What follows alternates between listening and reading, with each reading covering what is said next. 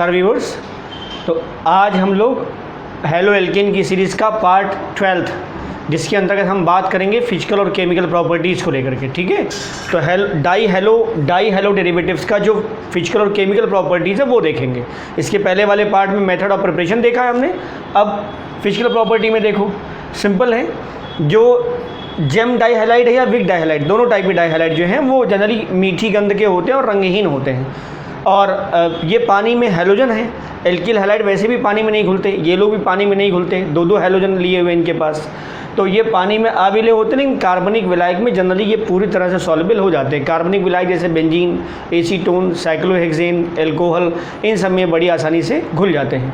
अब अगला पार्ट हम देख रहे हैं वो है केमिकल प्रॉपर्टीज़ का, रासायनिक गुणधर्म का। अब इसमें अगर आप देखें तो जो हमारे पास दो डाई हेलो डेरिवेटिव्स के कंपाउंड हैं जिसमें विक डाई हैलाइड और जेम डाई हैलाइड है, इनके जो केमिकली डेराइव्ड कंपाउंड मिलेंगे और रिएक्शन जब हम करा के उत्पाद प्राप्त करेंगे, तो चूँकि जेम में दोनों हैलोजन परमाणु एक ही कार्बन पे हैं और विक में दो हैलोजन परमाणु अगल बगल कार्बन पे हैं, तो उत्पाद जो बनेगा, रिएक्शंस के बाद जो उत्पाद बनेगा उसकी प्रकृति बहुत हद तक इस आधार पर इस बात पर निर्भर करेगी कि क्या दो हैलोजन एक ही कार्बन पे थे या अगल बगल वाले कार्बन पे थे, और उसके आधार पर उत्पाद की प्रकृति भी बदल जाएगी। देखो ज़रा, एक एक करके देखते हैं केमिकल प्रॉपर्टीज़ में। पहला हम ले रहे हैं जल अपघटन। इसमें आप जानते हैं कि जब एल्किल हैलाइड का जल अपघटन कराना हो तो आप जलीय KOH ले लीजिए या जलीय NaOH ले लीजिए। तो ये जो रिएक्शन होगी वो जलीय NaOH या KOH के द्वारा हम करा रहे हैं। ठीक है, जलीय NaOH या KOH से करा रहे हैं। तो अब क्या होगा यहाँ, ये है, हम पहले देख रहे हैं जेम डाई हैलाइड का केस। तो जेम डाई हैलाइड के बारे में ही बात कर रहे हैं बेटा। ठीक है, तो ये मान लो, चलो इसका एक कंपाउंड ये देखते हैं, Cl। ठीक, ये डाइक्लोरोमीथेन, इसकी रिएक्शन करा दो NaOH से, एक्वस। तो सिंपल प्रतिस्थापन होता है, नाभिक से नहीं प्रतिस्थापन होता है ना। तो OH माइनस Cl माइनस को हटा देगा, ये हटे, यहाँ लग जाएगा OH, यहाँ भी OH, यहाँ भी OH। ठीक, और क्या निकला, 2 टाइम्स NaCl, Na प्लस 2 बार मिलेगा Cl NaCl हो गया। अब एक कंडीशन आप जानिए, एक कार्बन पर कभी भी 2 OH नहीं होता है, ये ध्यान रखिएगा। ये एक अस्थायी अवस्था है, एक कार्बन पर 2 OH नहीं होता है और ये वाटर के फॉर्म में अपने आप को स्टेबलाइज करेगा, मतलब वाटर एलिमिनेट करेगा और फिर स्थिर हो जाएगा या स्थायी हो जाएगा। अब देखो कैसे, एक कार्बन पर 2 OH, ये भी OH, ये भी OH, यहाँ हमने बॉन्ड दिखा दिया है केवल। तो एलिमिनेशन कैसे होता है, ये निकला OH माइनस जब निकला तो कार्बन पर क्या आया, प्लस। इस प्लस वाले कार्बन के बगल वाला ऑक्सीजन कैसा है, अल्फा ऑक्सीजन, उससे जुड़ा हाइड्रोजन क्या है, अल्फा हाइड्रोजन, और उनके बीच का sigma bond, alpha sigma bond. जो OH माइनस निकल जाएगा तो कार्बन पे आएगा प्लस, धनावेशित कार्बन के बगल वाला कार्बन होता है अल्फा, ऑक्सीजन है तो अल्फा ऑक्सीजन, नाइट्रोजन है तो अल्फा नाइट्रोजन। ठीक, और उनसे जुड़ा हाइड्रोजन, मतलब उस अल्फा कार्बन ऑक्सीजन नाइट्रोजन जुड़ा हाइड्रोजन भी उसी टर्म में बोला जाता है अल्फा हाइड्रोजन, और उनके बीच का sigma bond alpha sigma bond. Hydrogen carbon के बीच में, हाइड्रोजन ऑक्सीजन के बीच में, हाइड्रोजन नाइट्रोजन के बीच में हमेशा सिंगल बॉन्ड होगा तो सिग्मा बॉन्ड होगा। तो ये बॉन्ड यहाँ ट्रांसफ़र होगा और यहाँ से क्या एलिमिनेट करेगा बेटा, H+। अब देखो ज़रा, OH माइनस यहाँ से निकला H+। कंपाउंड क्या बनने वाला है, ये H C यहाँ हो गया डबल बॉन्ड O, और ये वाला H हम यहाँ दिखा रहे हैं, और प्लस क्या हुआ है, H2O। This is formaldehyde. ठीक बेटा, और देख लो, जैसे मान लो ये है Cl और ये हमने ले लिया, तो ये है जेम एथिलीन डाइक्लोराइड या 1,1 डाइक्लोरोएथ। अब इसकी अगर आप जलीय NaOH से क्रिया कराएंगे तो यहाँ पर भी क्या होगा, CH3, ये COH, ये OH और ये, तो ये निकल गया 2 बार NaCl, 2 बार NaH यूज हुआ। ये भी फेस कैसा है, अस्थाई है। ये अवस्था कैसी है, अनस्टेबल है। एक कार्बन पर 2 OH नहीं होते, अस्थायी होते हैं। हाँ, एक कंपाउंड है क्लोरोफॉर्म या क्लोरल का हाइड्रेट है CCl3CHO। तो क्लोरल का जो हाइड्रेट है उसमें एक कार्बन पर 2 OH होता है। रीज़न है कि वहाँ इंट्रामोलिकुलर हाइड्रोजन बॉन्ड बन जाता है, अंतः अणुक हाइड्रोजन बॉन्ड बन जाता है, इसीलिए क्लोरल हाइड्रेट में एक कार्बन पर 2 OH स्टेबल होता है हाइड्रोजन बॉन्ड बन जाने के कारण। ठीक है, वो क्लोरोफॉर्म में आएगा तो हम बता देंगे। अभी ये देखो, तो एक कार्बन पर जनरल तरीके याद रखिए, एक कार्बन पर 2 OH अस्थायी होता है। तो एलिमिनेशन कैसे होगा, ये निकला OH, ये यहाँ से सिग्मा बॉन्ड यहाँ ट्रांसफ़र हुआ, यहाँ से निकल गया H+। अब क्या बन गया यहाँ पर देखो, CH3 C double bond OH, this is acetaldehyde हुआ बेटा, एसिटल्डिहाइड प्लस पानी। एक रिएक्शन और देख लो, ये Cl और ये हो गया CH3, NaOH से रिएक्शन कराओ, जलीय एक्वस 2,2 डाइक्लोरोप्रोपेन, 1 2 3 ये इधर से गिनो, 1 2 3 2,2 डाइक्लोरोप्रोपेन। तो अब इन दोनों क्लोरीन की जगह पर आ जाएगा OH, ये हो गया OH, ये OH और ये बेटा CH3। तो ये यहाँ से क्या निकला, 2 बार NaCl निकल गया। ये अवस्था कैसी है, अनस्टेबल है, ये अवस्था अस्थायी है।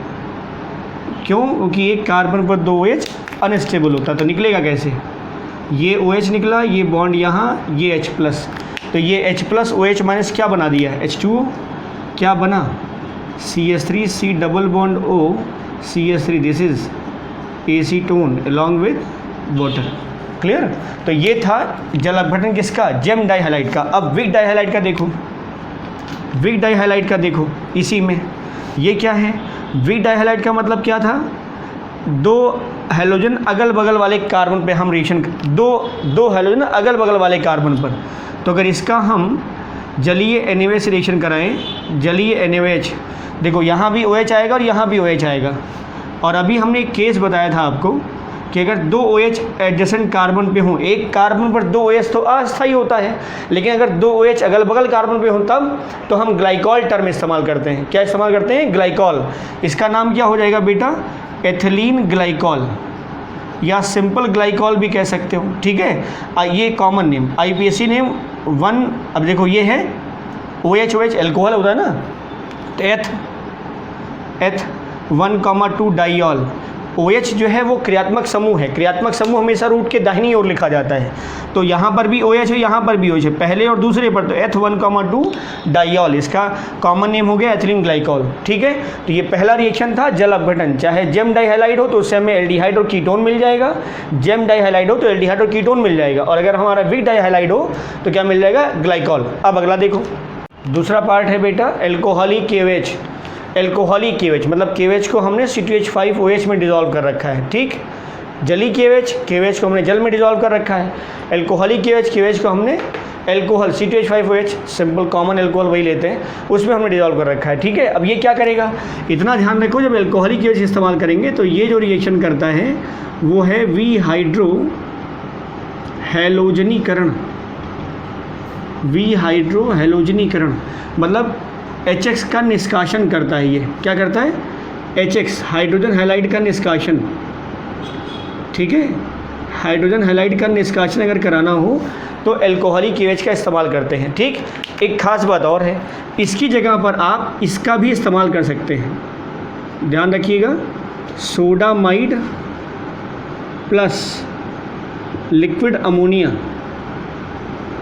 इसका भी प्रयोग किया जा सकता है। तो हम इसको भी और इसको भी दोनों का इस्तेमाल करके देखेंगे एक एक करके।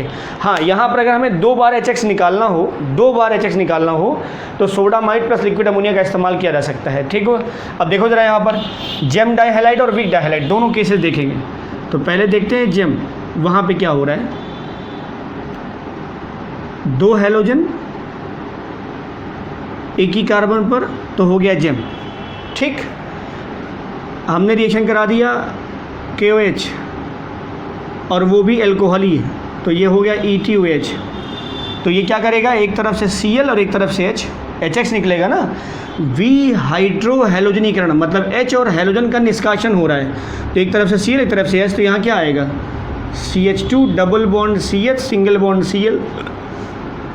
अब जो H और Cl निकला है वो H प्लस Cl माइनस, तो K plus O H minus, तो K plus Cl minus KCl और H plus O H minus H2। ये क्या हो गया? This is vinyl chloride. ठीक, इस कंपाउंड का फर्दर रिएक्शन कराओ sodamide plus liquid ammonia,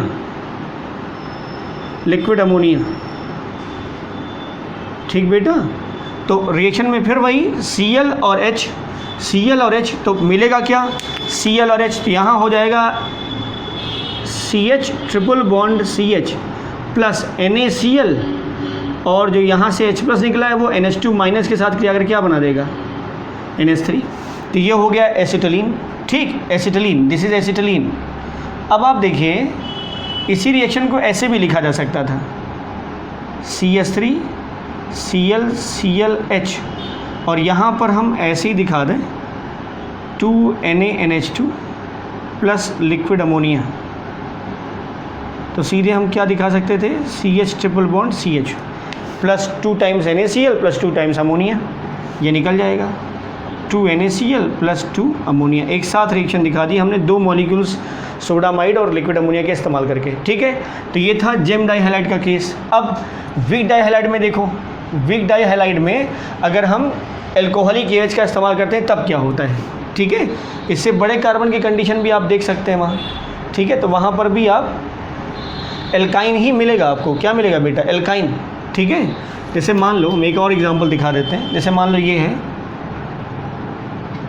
CH3, ये Cl और यहाँ भी CH3। इसकी रिएक्शन अगर आप सोडामाइड के 2 मॉलिक्यूल से कराते हैं लिक्विड अमोनिया की उपस्थिति में, तो होगा क्या? CH3, अब देखो एक तरफ से कहीं से H निकालो, चाहे यहाँ से H निकालो चाहे यहाँ से निकालो, हम इधर से निकाल देते हैं। ठीक है, तो ये हो गया Cl, यहाँ हो गया डबल बॉन्ड, ये हो गया CH2 plus NaCl plus ammonia, हो गया। इसका रिएक्शन फर्दर कराओ NaNH2 मतलब सोडामाइड प्लस लिक्विड अमोनिया के साथ, तो अब ये Cl निकलेगा और यहाँ से H निकालो, ट्रिपल बॉन्ड हो जाएगा। तो ये हो गया CH3 C triple bond CH, this is propyne और प्लस NaCl और ammonia as a by product. Clear? अब इसका अगला वीक डाइहैलाइड में देखो केस क्या बन रहा है।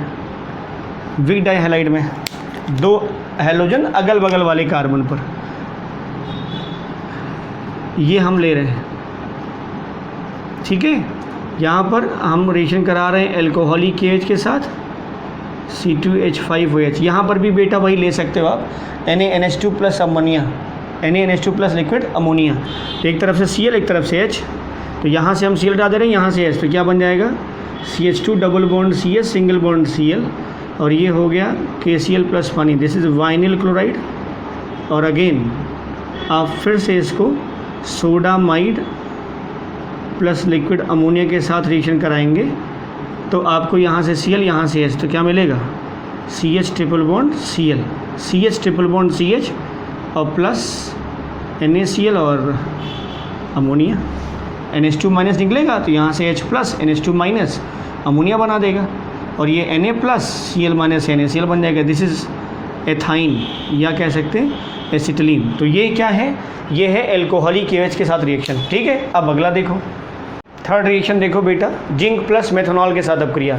ये बहुत ही बेहतरीन रिएजेंट है डीहैलोजनेशन के लिए। मतलब अगर आपको किसी भी एल्किल हैलाइड जेम या विक जहाँ 2 हैलोजन हो, दोनों हैलोजन को एक साथ निकालना हो, तो उसके लिए आप जिंक रज या zinc powder plus methyl alcohol का इस्तेमाल कर सकते हैं। तो इस रिएक्शन का इस्तेमाल हम किस पर्पस के लिए करेंगे? विहैलोजनीकरण। मतलब X2 का निष्कासन करेंगे, वो चाहे जेम फॉर्म में हो और चाहे विक फॉर्म में हो, दोनों हैलोजन का निष्कासन कर सकते हैं जिंक प्लस मेथनॉल का इस्तेमाल करके। ठीक बेटा, तो ये है विहैलोजनीकरण। मिलेगा क्या? एल्कीन बनेगा। दोनों हैलोजन जो निकलेंगे एक साथ तो एल्कीन बनेगा। ठीक है, अब चाहे विक का केस हो चाहे जेम का, देखो कैसे। हम जेम का देख ले रहे हैं पहले केस। जेम ये है CH3 ClClH zinc methyl alcohol, इसको हम MEOH भी लिख सकते हैं, ठीक है, CH3OH या MEOH। अब दोनों हेलोजन, तो हाइड्रोजन बैलेंस करेगा इसको, तो यहाँ आ जाएगा CH2 double bond CH2 plus ZnCl2, ये हो गया एथीन। ठीक बेटा, ये भी देख लो CH3Cl CH3, ये हो गया CH3, तो ये हो गया 2,2 डाइक्लोरोप्रोपेन प्लस जिंक डस्ट, ये हो गया MEOH। तो डबल बॉन्ड चाहे यहाँ लगाओ चाहे यहाँ लगाओ, तो क्या हो जाएगा CH3CH double bond CH2 plus ZnCl2, ये हो गया प्रोपीन। तो जब आप जिंक प्लस मेथिल अल्कोहल की रिएक्शन कराओगे दोनों हेलोजन बाहर निकल जाएंगे, एक साथ निकलेंगे, ठीक है। अब विक का केस भी देख लो। विक दो हेलोजन हैं, CH2 डबल बॉन्ड Cl, यहाँ भी Cl, तो क्या होगा, आप जिंक प्लस मेथनॉल की रिएक्शन कराओगे MEOH के साथ, दोनों हेलोजन निकल गए, तो यहाँ तो सिंपल है CH2 double bond CH2 plus ZnCl2। ठीक बेटा, तो ये था क्या, जिंक प्लस मेथिल अल्कोहल के साथ रिएक्शन कराने पर दोनों हेलोजन परमाणु का निष्कासन कर लेंगे, तो ये रिएक्शन कहलाती है विहेलोजनीकरण। जैसे हेलोजनीकरण मतलब H2 का जुड़ना, और निष्कासन जब हो जाता है विहीन ना, तो विलोपन कर रहे हैं किसका, हेलोजन का, तो प्रोसेस हो गई डीहेलोजनेशन या विहेलोजनीकरण। अब चौथा देखो, चौथा एक और रिएक्शन इसमें देख रहे हैं हम, और वो है केसियन से क्रिया, ठीक है, कन्वर्जन में बहुत हेल्प करेगा आपको, पोटेशियम साइनाइड। अब इसमें पहले देखो क्या बनता है फिर बता दें आपको, ठीक है। तो केसियन के साथ अगर हम मान लो हम ले रहे हैं इस समय जेम, मतलब दो हेलोजन एक ही कार्बन पर, दो हेलोजन एक ही कार्बन पर। अब देखो ज़रा, ये हो गया है Cl, ये हो गया Cl, और ये हो गया H, ठीक। और ये एल्कोहलिक है, ध्यान रखेंगे, एल्कोहलिक। एक केस बताया था हमने एल्किल हैलाइड की मोनो हेलोजन केमिकल प्रॉपर्टीज़ में प्रतिस्थापन अभिक्रियाओं के अंतर्गत ही था। तो पोटेशियम साइनाइड या सोडियम साइनाइड, केसीएन या NaCN के साथ वो ले लीजिए, या उसके साथ साथ दूसरा कंपाउंड था सिल्वर साइनाइड AgCN। तो जो पोटेशियम या सोडियम का साइनाइड था वो सीधे सीधे X को हटा करके साइनाइड लगा देता है, जबकि सिल्वर वाला NC लगा देता है। सिल्वर का जो सॉल्ट होता है वो आइसोसाइनाइड लगा देता है, क्योंकि वो संयोजी यौगिक है सिल्वर वाला, और जो पोटेशियम या सोडियम का सॉल्ट है साइनाइड का, वो आयनिक यौगिक होता है, तो हमें CN मिल जाएगा। मतलब यहाँ अगर KCN के साथ रिएक्शन कराई जाए एल्कोहल की उपस्थिति में, एल्कोहलिक मीडियम, तो जहाँ Cl हट जाएगा तो यहाँ लग गया क्या, CH3CN, और यहाँ भी क्या हो गया CH3CN, ये डाई साइनो डेरिवेटिव हो गया बेटा, die cyano derivative plus 2KCl। अब अगर इसका आप जल अपघटन कर दो, जल अपघटन कर दो, जी हाँ, इसका जल अपघटन कर दो अम्लीय, तो ये चीज़ याद रखो, कंप्लीट हाइड्रोलिसिस होने के बाद CN की जगह पर COOH आ जाता है। जहाँ CN है जल अपघटन, मतलब अम्लीय जल के साथ रिएक्शन होने के बाद जहाँ CN है वहाँ आ जाता है COOH, ठीक।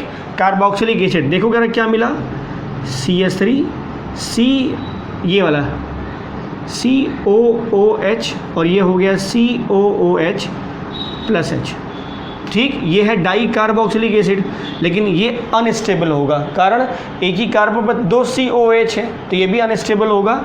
तो यहाँ इसको जब गर्म करोगे तो यहाँ से CO2 निकल जाएगा, CO2 निकल जाएगा। अब CO2 यहाँ से निकाल दो, ये देखो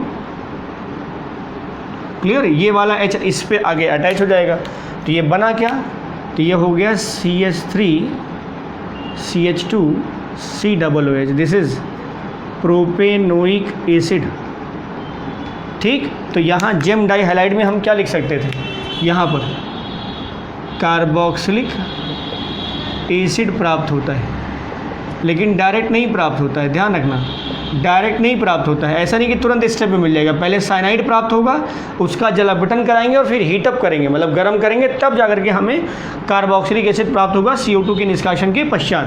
अब इसका जेम का हो गया, विक का देखो, विक दो हेलोजन अगल बगल वाले कार्बन पे, तब क्या हो, देखो अगर मान लो CH2 ये Cl, ये Cl, KCN के साथ हम रिएक्शन करा रहे हैं, वही कंडीशन है बेटा, एल्कोहल, दोनों Cl की जगह पर आ जाएगा CN, तो ये हो गया CH2 ये हो गया CN, ये हो गया CN, है ना। नाम होगा 1 2 3 4 ब्यूट 1,4 डाइनाइट्राइल, 4 कार्बन है ना, तो नाम हो गया बेटा इसका ब्यूट 1,4 डाइनाइट्राइल। साइनाइड में नाम लिखते हैं नाइट्राइल के रूप में। जो CN होता है ना नाइट्राइल के फॉर्म में लिखा जाता है, और जो CN का कार्बन है वो काउंट होता है रूट में। CN का कार्बन रूट में काउंट होता है, तो 1 2 3 4 कार्बन। ठीक, आओ इधर। अब तो इसका अगर आप जल अपघटन कराओ तो CN की जगह पर COOH हम ऐसे लिख रहे हैं। CH2 ये हो गया COOH और ये हो गया बेटा COOH। Clear. Di carboxylic acid 1 2 3 4, तो ब्यूट 1,4 डाई-ओइक एसिड, इसका नाम हो जाएगा ब्यूट 1,4 डाई-ओइक एसिड। वैसे इसका कॉमन नेम है वो है सक्सिनिक एसिड। क्या नाम है बेटा? सक्सिनिक एसिड इसको कहते हैं। ठीक है, 2 बार CH2 2 COOH के बीच में, 2 बार CH2 2 COOH के बीच में, तो सक्सिनिक एसिड। ऐसे और भी डेरिवेटिव होते हैं, मेलोनिक एसिड होता है, वैलेरिक एसिड होता है। ठीक है, तो ये CH2 तो इस 1 2 3 4 4 कार्बन, पहला और चौथा COOH के फॉर्म में है, तो ब्यूट 1,4 डाई-ओइक एसिड है। Common name is succinic acid. Clear. इसको गर्म कर दो, इसी को गर्म करो जरा, तो यहाँ से CO2 निकल जाएगा। क्या निकल जाएगा? गर्म करोगे तो यहाँ से H2O निकलेगा बेटा। अब देखो कैसे निकलेगा, अगल बगल है ना, निकल जाएगा। देखो कैसे, यहाँ से H+ और यहाँ से OH माइनस, ये H+ और ये OH, H+ और ये OH माइनस, तो क्या बना? ये वाला जो ऑक्सीजन है इस कार्बन के बीच में आ जाएगा। अब देखो ये हो गया CH2 C double bond O, CH2 C double bond O, and this is anhydride COO। ये जो बॉन्ड होता है ये एनहाइड्राइड बॉन्ड कहलाता है। एनहाइड्राइड मतलब विदाउट वाटर, तो that bond is known as anhydride. ठीक है, ये क्या है? ये है सक्सिनिक एनहाइड्राइड। सक्सिनिक एसिड से मिलकर बना है। सक्सिनिक एसिड के जल निर्जलीकरण के बाद बना है, मतलब पानी निकल गया तो बन गया सक्सिनिक एनहाइड्राइड। क्लियर। तो ये रिएक्शंस थे जेम डाई हैलाइड और वीक डाई हैलाइड के। तो this is about to whole about part 11 और पार्ट 12। ये दोनों मतलब जो आपका पार्ट 11 और पार्ट 12 है, ये दोनों के दोनों जो हैं वो डाई हैलोजन डेरिवेटिव्स के मेथड ऑफ प्रिपरेशंस और उसके साथ फिजिकल केमिकल प्रॉपर्टीज़ का डिटेल एक्सप्लेनेशन कर देते हैं। ठीक है, तो दैट्स अबाउट दिस वीडियो। तो stay tuned. Thank you and thank you for watching.